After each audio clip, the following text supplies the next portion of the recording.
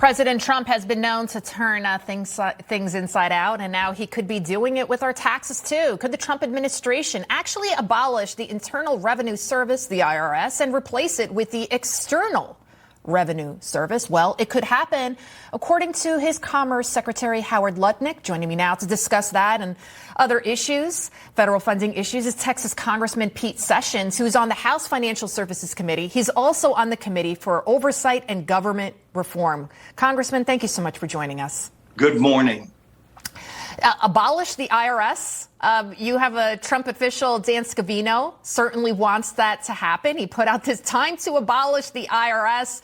But could it happen? I mean, if you remember, Joe Biden wanted to add tens of thousands more IRS agents, and Trump wants to possibly abolish the agency. Is it a possibility, and what does that mean for Americans? Probably for the first time, you have an administration that's able and willing to engage in a tax policy that works for people, that provides the revenue that we need, but that gives the American people a sense that the opportunity that they have to comply with taxes will be met with a department that respects them and will answer their questions and want them to do the right thing. So we have never had an IRS that was willing to engage in anything more than higher taxes, more paperwork, more oversight, and as the Biden administration did, more IRS agents, 80,000 authorized to carry guns, look at your private data, and to harass you.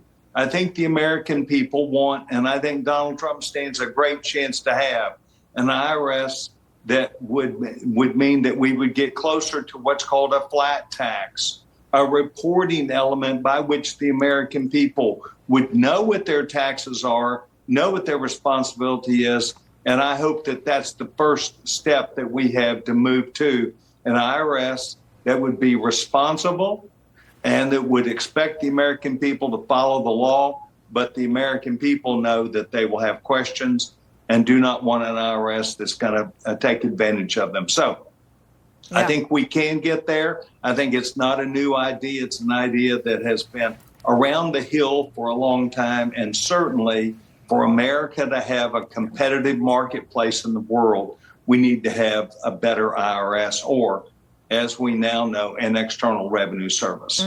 Let's talk about that Republican-backed budget resolution, which passed the House this week. It includes a $4.5 trillion in tax cuts over the next decade and anticipated another $2 trillion in spending reductions. Even Senate Republicans are looking to make Trump's tax cuts from his first term permanent. But Elon Musk, the head of Doge, saying he's concerned it could worsen inflation. Your thoughts, sir?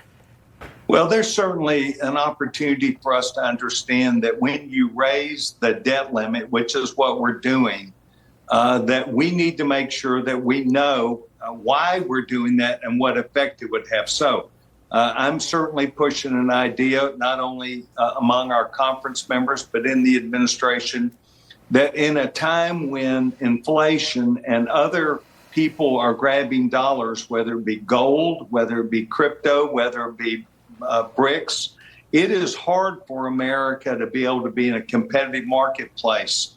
What we need to do is to take this $4 trillion that we have authorized and buy down our short-term debt. Our short-term debt is at 4.5%.